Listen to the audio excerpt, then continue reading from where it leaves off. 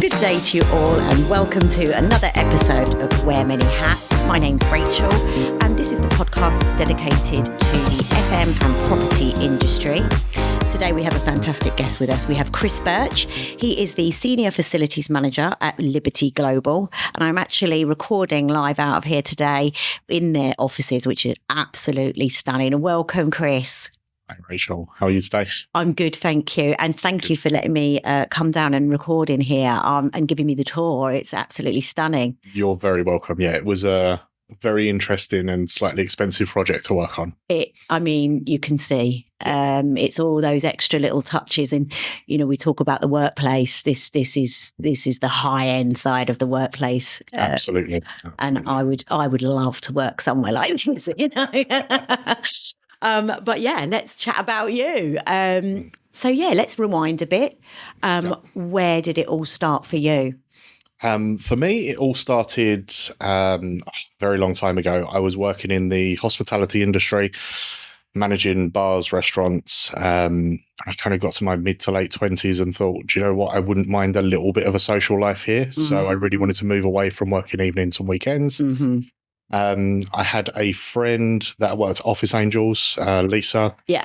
I reached out to her after I left the last bar I was working at and just said to her, you know, look, I need a 9 to 5. Please help. I'll come in. I'll make teas and coffees in your office if I have to. Yes. And she managed to get me a job as a facilities assistant with CBRE on the Google account. Wow.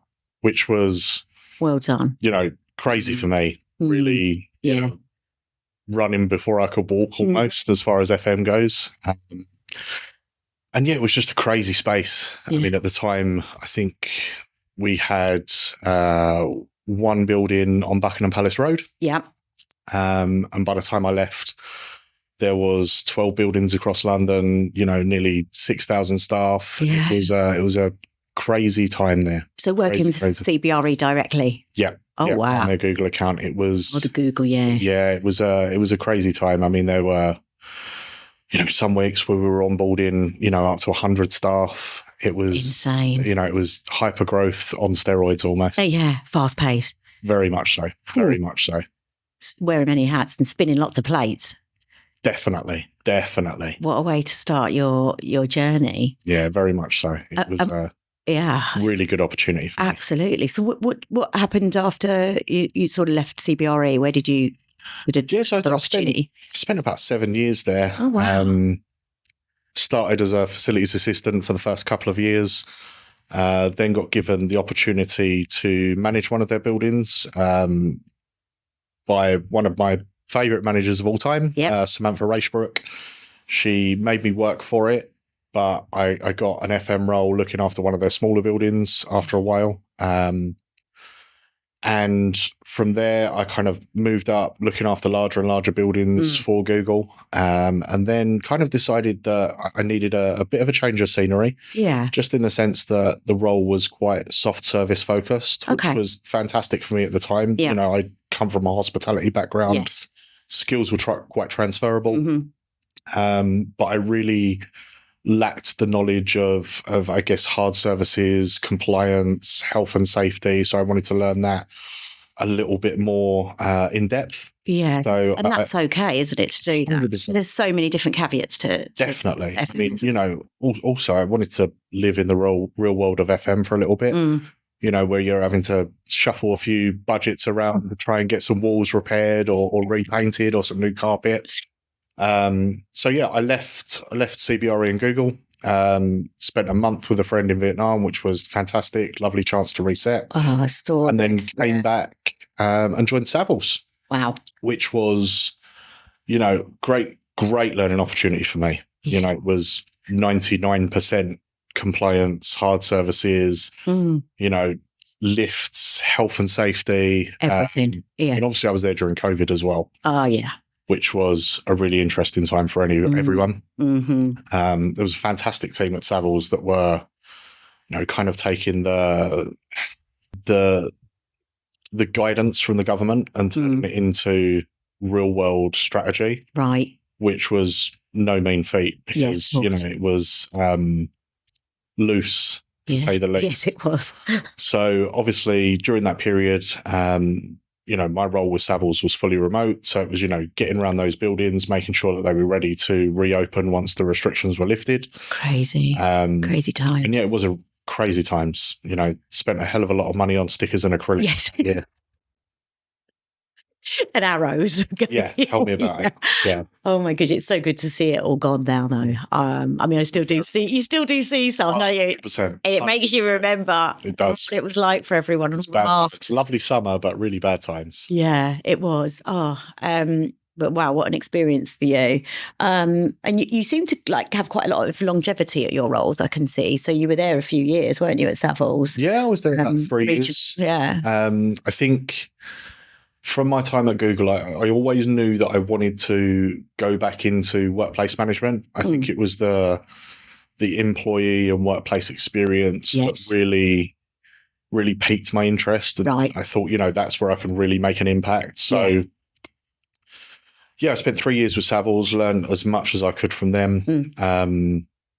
Ranging between looking after 18 and I think I peaked at about 26 buildings across London. Gosh. Wow. Every day was just fire risk assessment actions, water risk assessment actions, lifts. Yeah. It was a really steep learning curve for me. Yeah. But really good. Yeah. 100%. So, when I came out the other side, I joined Wise. Yes. Where I guess I had quite a unique perspective for an FM, just that I'd worked on the managing agent side, on the asset management side, and I was now moving back into workplace. Yeah. So again, it took me a little while to get back up to speed with the workplace side of things. Yeah, of course.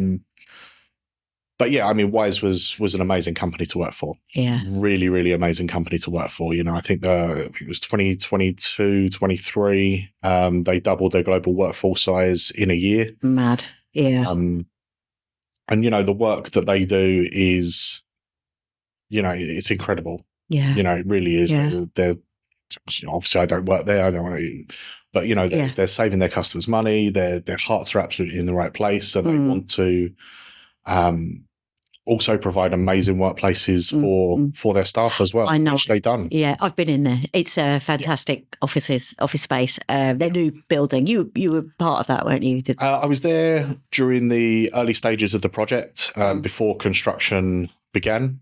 But yes, I was in lots of the workshops, looking at the structure and the floor plans of the building. I'm to an extent, I'm gutted I didn't stick around to see the outcome of it all. Have you not been down there yet? I've not been down there yet. I'm well overdue a visit. I might try and get there over Christmas. Well, it's just stunning. Absolutely. All the floors and just terrific building. And again, we'll go back to the workplace. It's, you know this probably better than me, but post-COVID, it is about the workplace, isn't it? And trying 100%. To get these workers back into the office. What do they want? We're here, in Liberty Global, and this is much nicer than any living in quarters I've ever lived in. This is beautiful, and I guess this is I want to be at work because it's actually nicer than where I live. 100%, and it's better too. That's the thing.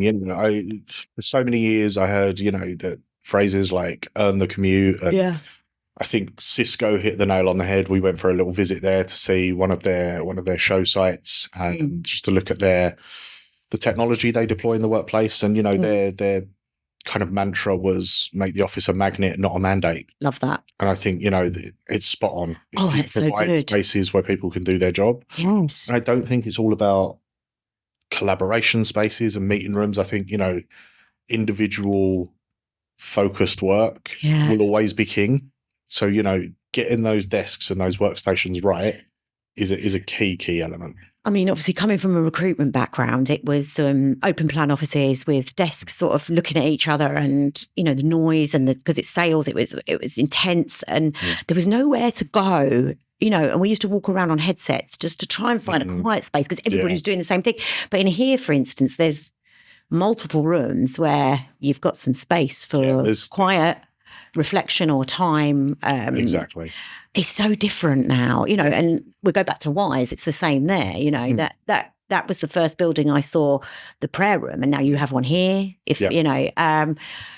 I mean, you've got the separate prayer rooms here, which is fantastic. It's just, it's like respecting people's cultures and religions in the workplace. And that was never done. Yeah, absolutely. I think, that's one of the drivers. I think DEI teams get a lot of bad press, I think, in some aspects. But I think the job they do is absolutely critical. Yeah. I really, really do. The rise of, even, multi-faith rooms aside, spaces where people can go and get quiet time if they're stimulated, Absolutely. making sure that the workplace is there to optimize work for everyone. Yeah. Not just, the folks sat in offices or the folks at workstations.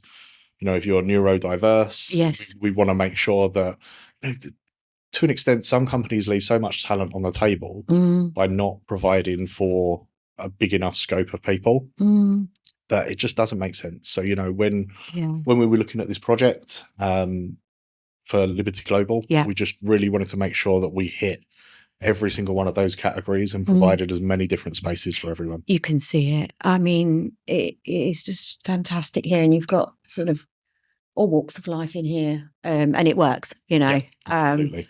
I'm majorly impressed. I get some furniture ideas for at home in here. Maybe a smaller budget, but yes, definitely. It's marble and all that. It's just beautiful in here. Yeah, it's a beautiful space. It really is. It is, and what a fantastic project to work on. So we, after Wise, obviously you moved here. Yep. Absolutely. Tell us about that move. Yeah, of transition. course. I think I wanted to try workplace management in a different sort of environment, and I think Liberty Global, they're a bit more of a traditional company. Certainly a little bit more corporate than Wise. Yeah. Yes. Different feel. 100%. And I think a lot of the moves I've made in my career is around becoming a more rounded FM. I think, ultimately I want to go into a company and lead that function. Yeah. And I think having that experience of all these different environments, all the different types of workforce has just really put me in good stead for the future. Absolutely. I mean, it's great to have that exposure. Is that something you would say to the guests that are listening that are coming into this industry? You've done the right thing, right? You've worked for some big providers and some different, you've got some tech in there, haven't you? And the payments, obviously, and it is definitely the way forward, isn't it? To get that exposure, but also 100%. To see what you like, what drives you. I mean, being involved in a project like this, for instance, at Liberty Global, I mean, when it's finished, I mean, you must just go, wow, this is... It was beautiful. I've contributed and steered this. Definitely. And, Liberty Global will be in this space on Kings Road for many years to come. So, leading that project from a client side was really tough. And it was a weird transition because you kind of go from, group meetings where in the lead up to practical completion and opening where things aren't on track or there's still so much work to do, and you're kind of in a bit of not a negative space but not a positive space because there's still so much drive to get things done, and then you shift so quickly from that semi-negative space to we've opened now, people are in. Yeah, and they love it. Right. They absolutely then you feel, love the space. That's when you really feel the, pride around the project that you've delivered. Yeah, it's pretty amazing. What a lovely thing to feel, and that's obviously something that you would say to the younger ones listening to is that you've got to be able to deal with the hard work, but it definitely. I think it's exciting. It's a well-known thing in FM. Right? You almost want. Or the function almost demands that you do your job almost quietly in the background. Yeah, and that's the thing with FM. You're only brought to the forefront when things aren't working. I know. And I think that really does need to be flipped on its head now. Yes. I was out with the UK team last week in a planning day. We were building out our strategy for next year.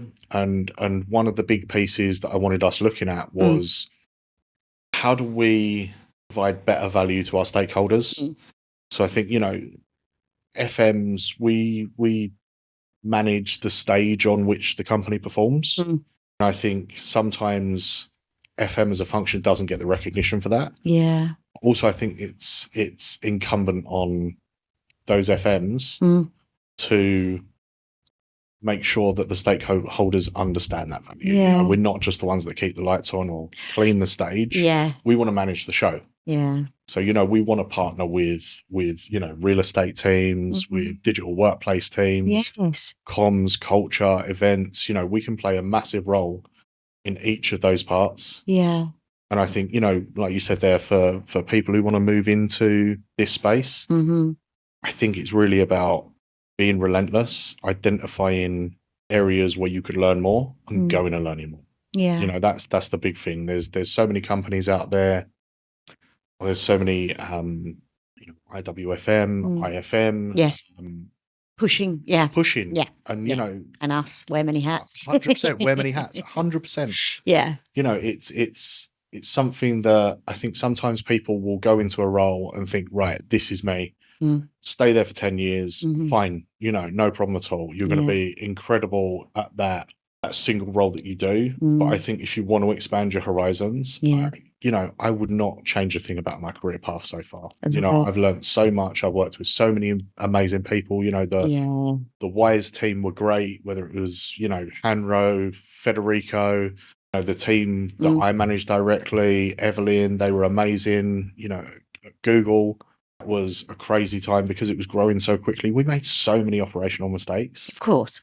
But you fail quickly, you fail fast. Yeah. So you can move on, fix it, and then get moving on the next thing. I say they're not mistakes, they're lessons. Just 100%. And then you can learn from it. Because if you don't make mistakes, how are you going to learn for the next time? Completely agree. And show someone else what to do and not what to do. You know, leading. You know, that's what I always say. You know, with my son, he'll make an error, and I'm like, you don't. And he's in cybersecurity. There's no room for errors. No, but definitely not. Yeah, but I say to him, look, if you don't make a mistake, you're never going to learn from it. 100%. So, I mean, like, I'm very much an advocate of be bold, try new things. Yeah, definitely. You know, we moving from Griffin House in Hammersmith to here. You know, we tore up every SOP that we used, and we workshopped new ones that were. What our aim was, like, can we knock 30% of the steps out of this process, and then can we add one on at the end, which is like the cherry on the cake? Yes, just to really, you know, up that feeling of support, and you know, we care about what the functions and what the staff in these businesses do. I love it. So, I mean, let's go back a bit again. Do you always know this was going to be the path that you'd end up on? Because you obviously started in hospitality. Absolutely not. Yeah. And, you know, I think when I meet other FMs, I always ask the question, you know, how did you get into it? And so many of them, it's, you know, you fall into it somehow. Post-room, security, reception. I was event support. Yeah. And, you know, that was the traditional trajectory into this role. But now, you know, you can go and do a degree in facilities management, because I think there's an acceptance that we do a lot more now. And, you know, the crossover with real estate, the crossover with events, DEI, you know, it's all there to see. So, you know, 20 years ago an FM was, is the light on? I know. Toilets flushing. Is the ladder out? Yeah. Now it's like, what do we want to brand the gender neutral toilets as? You know, what do we want to, you know, what can we do to support this ERG group? You know, it's so much more now. Yeah, so much more now. It definitely is. So who or what gave you that first push? I think you've already mentioned her. It would probably be your... Samantha Rachebrook. You know, she was amazing to work with. So, and, you know, she gave me my first opportunity, but she made me work for it. Yeah. I had, you know, 3 separate interviews at different times for my first FM role. Every single time she gave me really good feedback that I went away, worked on, and then came back the next time and demonstrated that I'd taken that on board. Love that, yeah. And, you know, she took no prisoners. She did not. She knew exactly what she wanted. Yeah. She knew exactly. And I think that's the key feature as well. You know, she demanded a lot, but she was super clear with what she was demanding. Yeah, I like that. I think that's, you know, it doesn't get better than that. So it teaches you how to lead as well. 100%. Yeah. 100%. You know, it was different for me because I'd in my hospitality career and my early career at, showcase cinemas, I was always reasonably good at managing people and organising things. Yeah. But it was doing it this time in a completely different environment where it meant more because, ultimately in FM and health and safety, you want to send people home in the same condition they arrived at the office at. Yeah. That is the core fundamental piece of what we want to do. Yeah. So, having that responsibility, I remember my first day, Samantha gave me one of the smaller offices. It was 123 Buckingham Palace Road, 2 floors. Carry on. Sorry. Wasn't huge, but I remember sitting there on my first day as an FM kind of thinking, this is a lot of responsibility. When you see people, enjoy the workplace, acknowledge what you're doing is important, it's fantastic. Yeah. Really is. I agree. So what does a day in your world actually look like now? Now it's all up and running and it's looking fantastic. I mean, look, it's interesting to say the least, but it's going to be no different to any other FMs. You're checking your emails on the way in, making sure there's no, emergencies that you've got to deal with first thing. It's walking around the site, it's catching up with your stakeholders, and then it's, neck deep into what projects have you got going on right now. We've been in here 7 months now.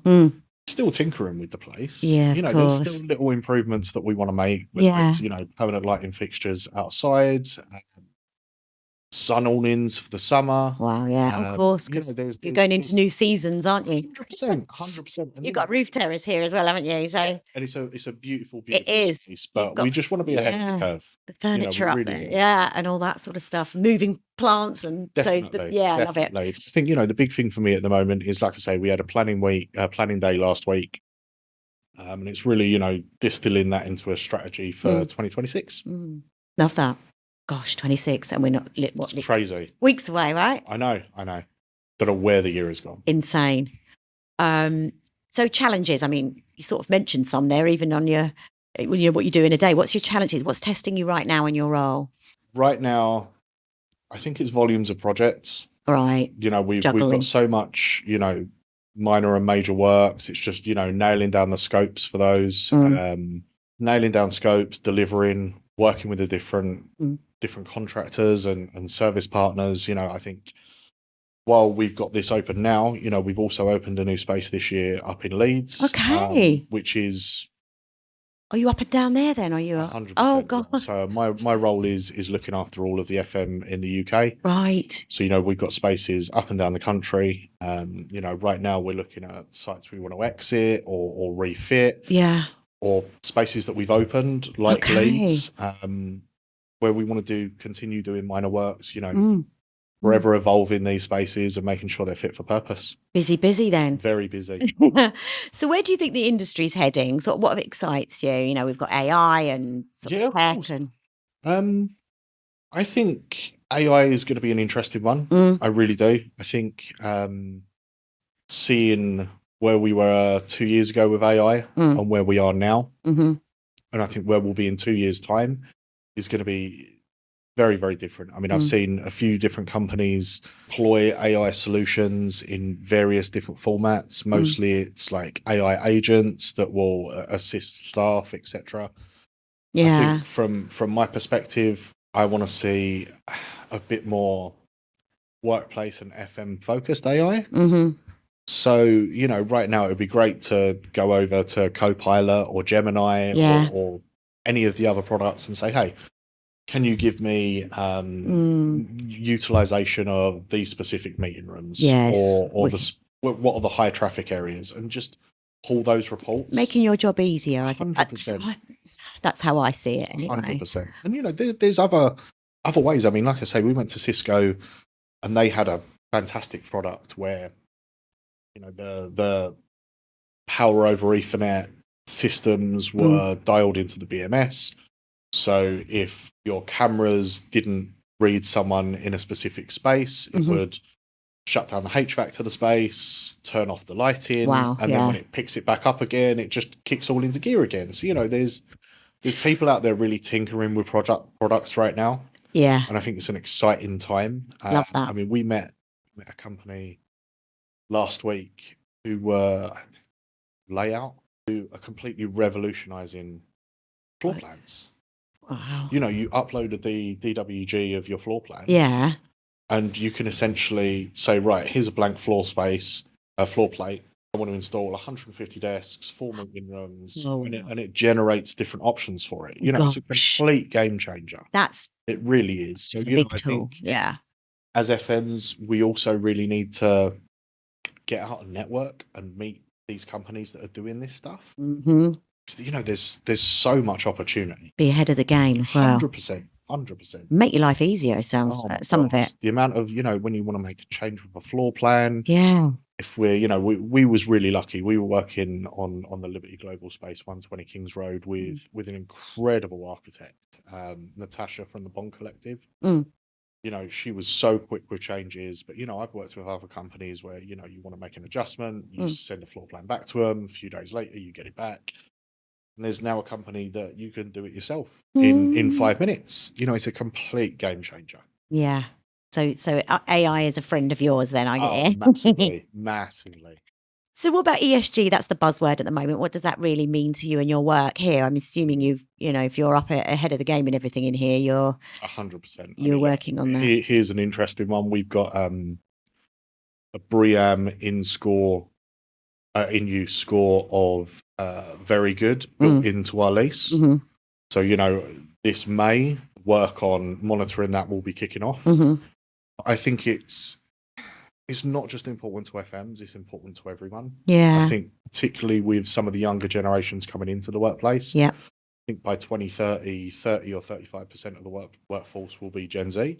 And it's different. It's going to be an interesting one because you're going to have 3-4 generations of people in the workplace, all with different wants and needs, all with different things that give them satisfaction. Yes. But I think knowing that your company is doing everything they can to reduce waste, monitor usage, utility usage, eco-friendly,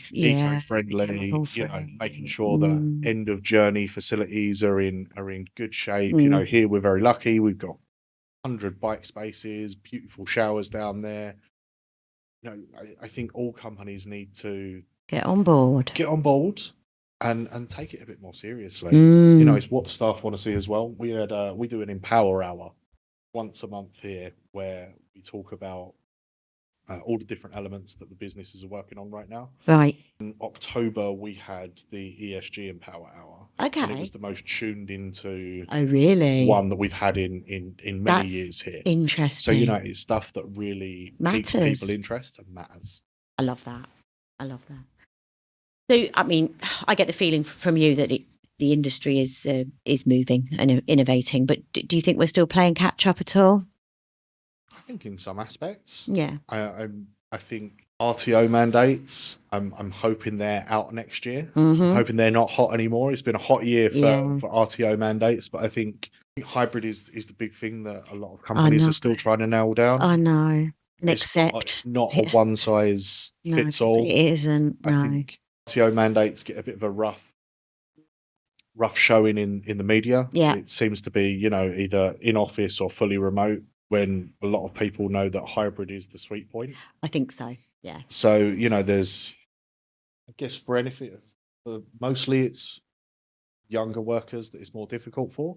Yeah. Because it's that knowledge transfer that becomes a little bit more difficult. And certain age groups, they started work in COVID. 100%. In remote times. And I think, nothing beats sitting in an office with people and, we talk about networking and, and you I mean, obviously your first boss that sort of led you, that lady, she, you were sat with her, right? You were 100%. And that's 100%. The thing you don't get. Yeah.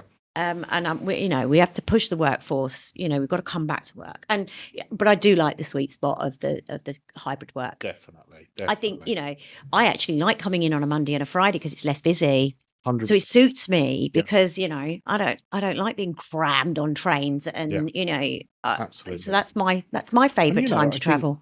Like I said earlier, kind of individual focused work, it will always be king. And I don't think there's a better place to do that. Yeah. If you're lucky enough to have it, than in an office at your home or a desk at your home. You control the noise, you control the T point. Yeah. You control the sound, the lighting, Yeah, of course. the temperature. Yeah. And, you know, ask any FM, temperatures are one of the biggest pains of our lives. Oh, that and coffee. That and coffee. Got to have good coffee. 100%. 100%. So looking back, what moment or project are you still proud of today?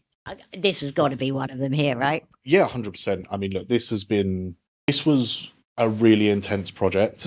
I took over it about a third of the way through from our real estate director, Blair Blatchford, who's done an incredible job getting it as far as she did. Because she was doing her, the rest of her work as well. Right. I was lucky enough that when I took over the project from her, I was probably 70% focused on it. Right, got and you. for 7 or 8 months coming up to the delivery of this project. Yeah. It was back-to-back meetings all day. It was workshops. It was, getting sign-off of finishes and textures and layouts. So, this is something that I take a lot of pride in. It's stunning in here. It really is. Not Mr. Brick at all. No, absolutely not. Comfort and luxury I can see, and practicality as well. Very much so. Very much so. And then those added touches of, it's lovely. But what else? What have you got? I made you say that. No, of course. I mean, look, I've got loads of them, honestly. I think the work that CBRE done at Google was incredible. I was going to say that. It was scaling so quickly. And, whether it was Christmas at some sites, you take 5,000 packages in and distribute those over the month of December, or delivering projects and planning days for Wise or minor works, and again with Wise, because of the scaling, we ripped up those SOPs and we started again. Yeah. And again, it was focused on what's good for the customer, the other employees, and what's good for our stakeholders. Yeah, love it. So what's something you wish you knew when you were starting out? Oh, wow. That's an interesting question. I think... No, it's not. It's in there. You mentioned about sort of making mistakes and things like that. Challenges. I think is don't be scared to make mistakes. Because like you said, they are lessons. But I think that the key thing is there to... When you're trying something new, always have your backup plans. So you can pivot very, very quickly. Yes. I think that's a big one. That's a really big one. And I think I'd managed people before I moved into the world of FM. Yes. But I think there's something really heartwarming about, when I've moved on from CBRE at Google, now I look back and some of the people that were in my team, they're managing buildings for Google. Yeah. And, seeing the progression of the people you've worked with and you've supported is such a beautiful thing. Yeah. It really, really is. It is. It's the same with Wise. There was Evelyn, who I worked with. She was my assistant FM for a while. She's now running their incredible new site. No doubt doing an amazing job. So, I think it's seeing people's growth. 100%. And, I don't think that's something that we discussed so far. I think supporting your team is one of the most important things you can do. Guiding them, giving them advice, and making sure that they can progress. Yeah. Love that. So if someone came to you tomorrow and said, I want to do what you do, what would you say to them? I would say they're picking really rewarding career. Yeah. And that they should be relentless with it. I think, they should take every opportunity that they can get. Yeah. If there's an opportunity to go and learn a different part of the business, go and do it. Yes, I got that from you. If there's, secondment opportunities with real estate teams, take it. Take it, And I think, just... get as much exposure. 100%. 100%. And not just... Yeah. I think, could I have stayed at one of those jobs? Could I still be there now and be super comfortable? Absolutely. Yeah. Absolutely I could. It's not challenging you, is it? It's not challenging. Progressing you, yeah. And I think that was a key thing for me. Yeah. I really want to progress. I really want to run that function. Yeah. I move on to my next role at some point. I'm going to be in a really good place to bring all of the knowledge from corporate, asset management, health and safety, compliance, workplace experience, strategy, all into one place. So that's incredible. So that's it. So try lots of things in. Very much so. Try as much as you can. It's a big sector, isn't it? And yeah. Lots to learn. So wrapping up, what do you like to do when you're out of work? What do you do outside your day job? And you switch off? You know what? At the moment, it's cozy season. Hibernate. So for me, that's what I call it. Hibernating with my wonderful partner Kirsty and our beautiful little puppy Rigatoni. Yeah, Rigatoni. He's a little 11-month-old whippet, so he's not enjoying this weather. Not enjoying it at all. So 100%. He's got a coat. So yeah, just relaxing at the moment. Love reading, love sports, Nice. but at the moment it is just really relaxing with my partner and dog, getting into the Christmas spirit. Yeah, love that. Yes, because we're almost there, aren't we? We are. Gosh, and it makes terrifying. Yeah. Got to hurry up and make sure everything's wrapped and ready. So last one, what's the best bit of advice you've ever been given? Tough one. Probably Samantha, and it wasn't direct advice, but I think it's just always demand more. You can always do a little bit better. Like that. And even if you do, 1% better than yesterday, all compounds, and you're on a completely different trajectory in a year's time, 18 months' time. I think that's the big thing for me. That is brilliant. Not heard that one before, so that's great. Well done, Samantha. Good. Yes, and you're passing that knowledge on. Thank you so much, Chris. It's been my pleasure. Absolutely blinding podcast interview, and so much in there for people that are wanting to get into the industry. And that's it today. So thank you very much for coming. Thank you for having me. Oh no, I came to you. So thank you for having me. It's my pleasure. That's it for today's episode of Wear Many Hats. Please do like, forward, share. If you have any questions for Chris, I'm sure he'd get in touch with him on LinkedIn. Absolutely. And that's it for today's show. Until next time, of Wear Many Hats. Take care.